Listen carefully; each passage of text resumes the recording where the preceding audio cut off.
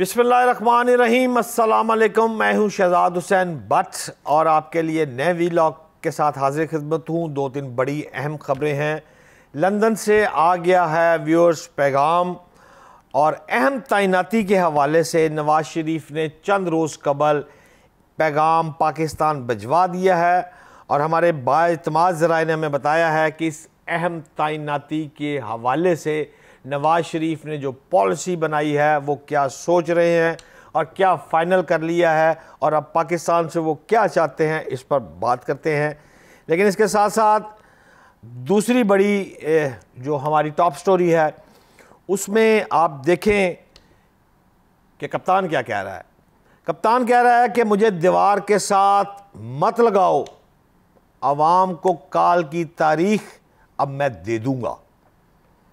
जी हाँ, साबिक वज़ीर आज़म इमरान खान ने आज फिर किया है कौम से एक बड़ा खिताब और उस बड़े कौमी खिताब में उन्होंने पार्टी के एक झंडा और एक पाकिस्तान का झंडा अपने पीछे लगाया और कौम से मेरे हमवतनों खिताब शुरू कर दिया।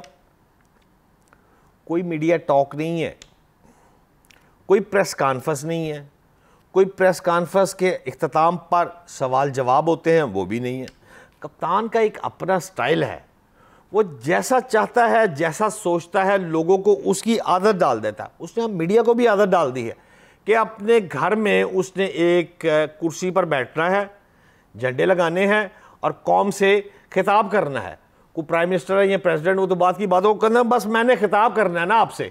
तो खिताब जब उसका कप्तान का शुरू होता है तो तमाम DSNGs वहाँ पर तैनात कर दी जाती है। आज तो आप देखें कि आज तो तकरीबन पहले तो 3 चैनल्स मेरा ख्याल है चलाया करते थे और अब तो तमाम चैनल पर आज इमरान खान जो कट हुआ है वो सारे चैनलों ने इमरान खान को जो DSNG लगी थी उस पर लाइव उसकी जो खिताब था वो चलाया है।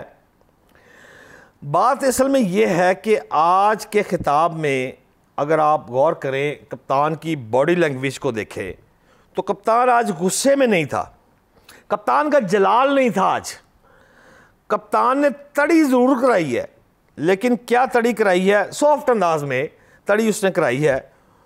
उसने जो बातें की हैं वो सख्त बातें हैं, लेकिन ज़रा महज़ब रवैये से।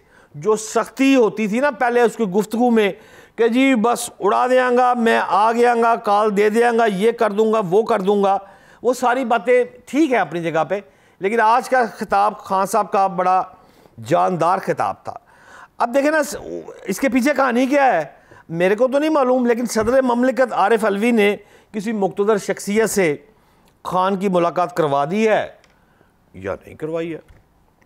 हम इस पर ना तो मैंने पहले बात की थी ना ही मैं अब बात करने जा रहा हूँ, क्योंकि 100% कन्फर्म खबर अगर मेरे पास ना हो तो मैं कोशिश करता हूँ, अवॉइड करता हूँ कि ऐसी किसी मुलाकात की अंदरूनी कहानी ना आपको पेश कर दूँ जिसका मेरे पास 100% मुशक्का सबूत ना हो। लिहाजा खान का जो अब रवैया है वो कुछ थोड़ा सा जो है वो सॉफ्ट होता जा रहा है। उसकी वजूहात क्या हैं आप देखें, अगर गौर करें, आज बहुत बड़ी अहम डेवलपमेंट थी। शहबाज गिल की इस्लामाबाद हाई कोर्ट ने ज़मानत मंजूर कर ली। अच्छा, ज़मानत मंजूर कर ली, उसके बाद वो बाहर निकले, अडयाला जेल से बाहर निकले और बाहर निकलने के बाद कोई मीडिया टॉक नहीं है और खामोशी से गाड़ी में बैठे और वहाँ से रवाना हो गए नामालूम मंजिल की तरफ।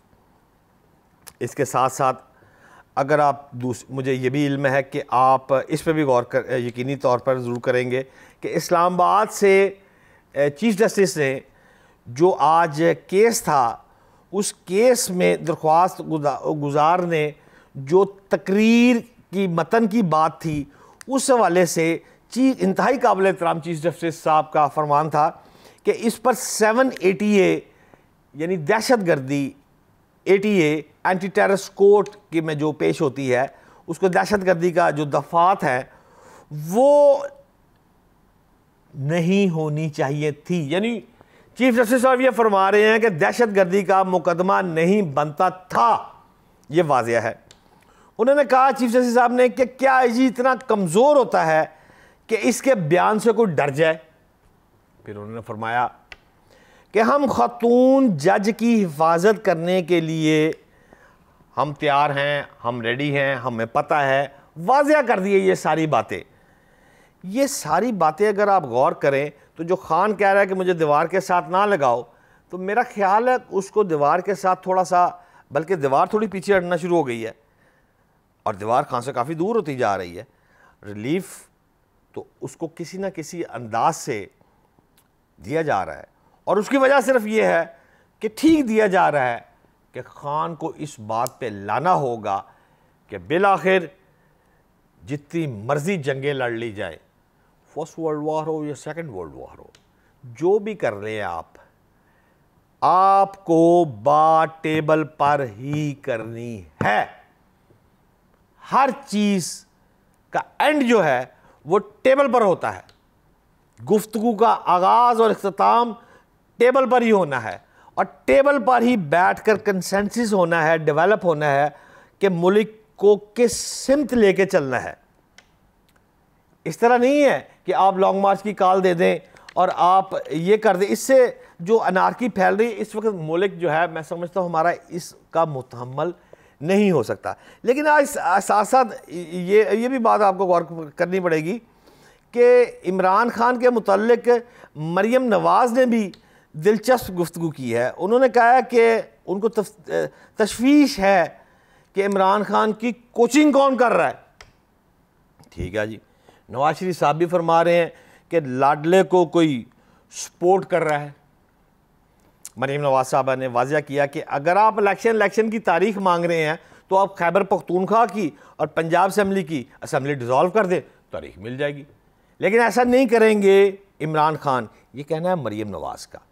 वो ये कहती है उनके मतलब जो खान के मतलब अल्फाज दोहराती है, मैं वो अल्फाज तो नहीं कहना चाहता, ये सियासतदानों को ज़ेब देता है, कद काठ सहाफ़ियों को चलें उस पर बात कर सकते हैं। लेकिन मैं तो बड़ा खाकसार सा आदमी हूँ कि इमरान खान के मतलब नवाज शरीफ के मतलब बात करें या नवाज शरीफ इमरान खान के ऊपर को टॉन्ट करे, तो वो दोनों ही अच्छे लगते हैं। उनके अल्फाज दोहराते हुए मैं समझता हूँ कि मेरे लिए ये बात मुनासिब नहीं है कि मैं उन पर कोई गुफ्तगू करूँ इस तरह की।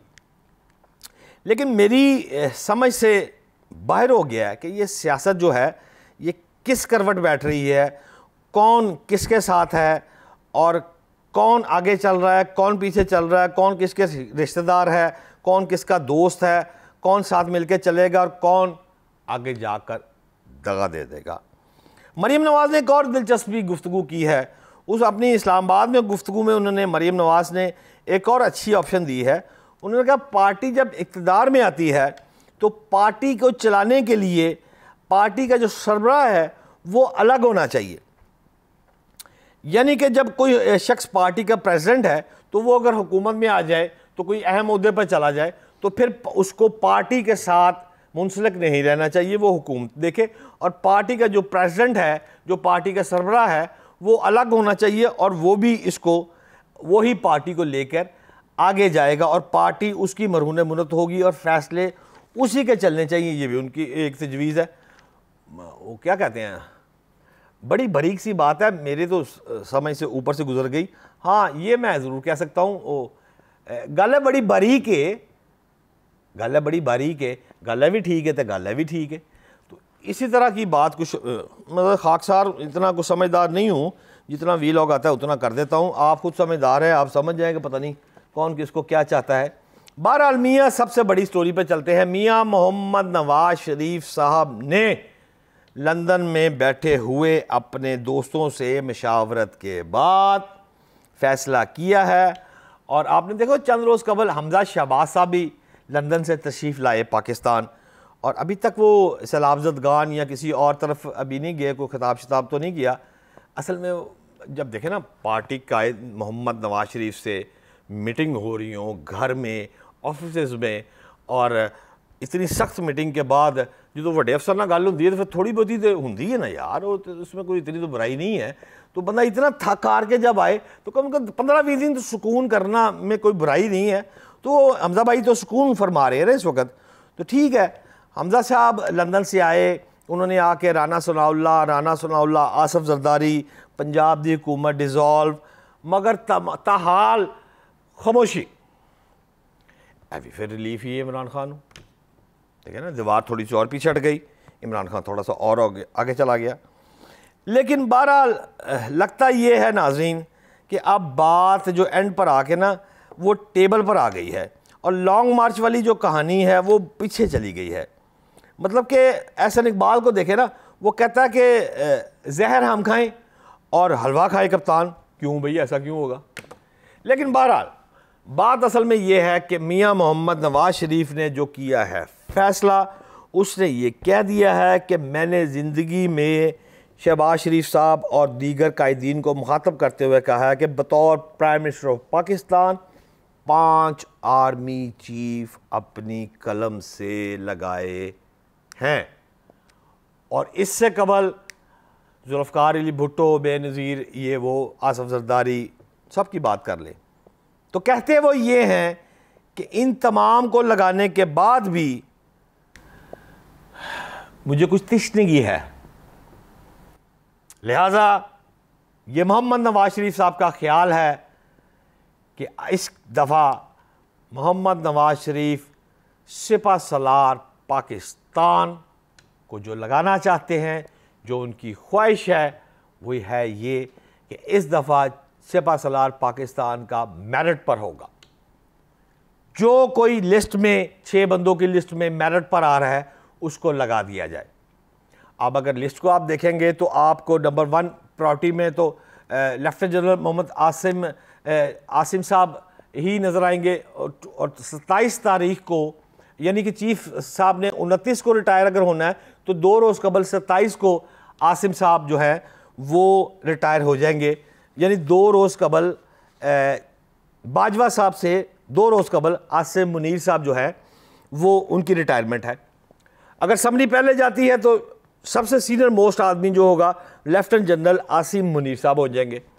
अब अगर समरी 2 दिन बाद जाती है तो फिर जो है वो लेफ्टिनेंट जनरल साहिर शमशाद मिर्ज़ा साहब जो है वो टॉप एट द लिस्ट पे नंबर 1 पोजीशन पे वो होंगे।